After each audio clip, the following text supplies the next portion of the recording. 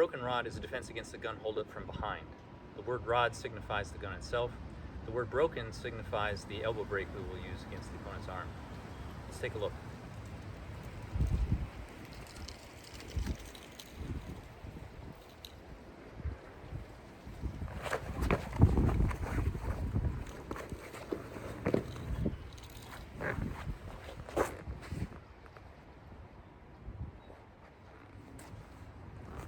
So what happened there?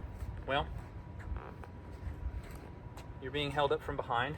This is a high holdup, so it's between your shoulder blades. And so the first step is to feign compliance. This gets your hands a little bit closer to the gun without giving away your intentions. Now you saw me take a quick peek. I looked over my right shoulder because that's where I expect the opponent to be right-handed, but he may not be. But I'm going to look over my right shoulder, and sure enough, he's holding the gun right-handed. So I'm not going to look away. After I take my peek, I'm going to continue to look and then spin into my wrist grab and hammer fist. You can see here I've got a check to his knee, a hammer fist to the groin, and I'm holding his elbow tight across my chest. Go ahead and relax. Let's look at that foot maneuver for a minute. If we break it down, there is a twist stance for a very brief moment. I'm launching off of this foot as I spin on my left foot and I land in a twist stance. But really, what I want you to think about is just marching towards and through the opponent. So I'm only in that stance for half a second because my end goal here is a left neutral bow. So don't pause, don't lose all your momentum and sit here before stepping through. It's really just a transition, transitory stance or position. 1, 2. And the hands, go ahead and hold me up here one more time. My right hand, which is already up, becomes the outward hooking parry. And it turns over and grabs as the left hand strikes to the groin. Now, even if we take away my arms for a minute, go ahead and hold me up one more time.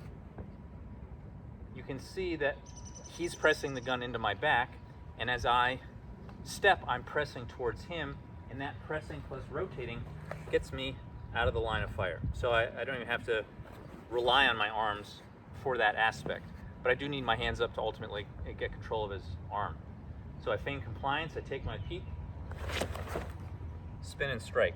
From here, I'm going to, you can see here I've got a really nice tight check against his knee. I'm going to maintain that check while catting around. So you can see here I'm checking his leg from the inside.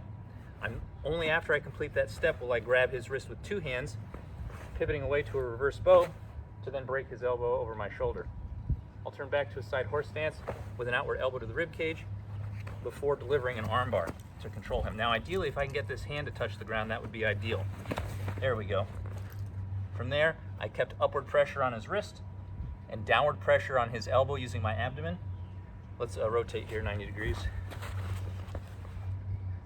Grabbing the slide this way, so not like that, but like this, and pointing the gun straight down towards the ground. You could even try pointing it towards his head, but just be careful not to shoot your own leg or your own foot. So that's the disarm. And from there, I begin my cover out, a left front crossover, feeding the gun this way into my left hand, before completing a double cover out and assuming a shooting stance. Go ahead and relax. So in that shooting stance, it's like a close kneel. Your left, except your back heel is going to be down on the ground. Both knees are bent. And your hips are square, your shoulders are square, and you can hold the gun either in a retention, a low ready, or a high ready. The nice thing about this technique is that it also works well if the opponent has his left foot forward and he's holding the gun with two hands. So let's see what that would look like. So I start by feigning compliance. I take my quick peek to see exactly which hand he's holding the gun in.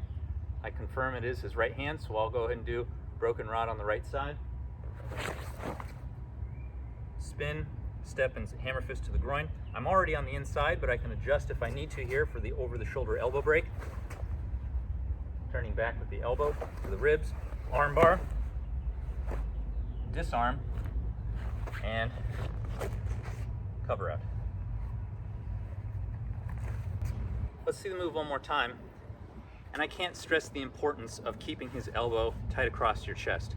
Hopefully that's coming through okay as visually here on the video, but I just want to make a verbal point to it.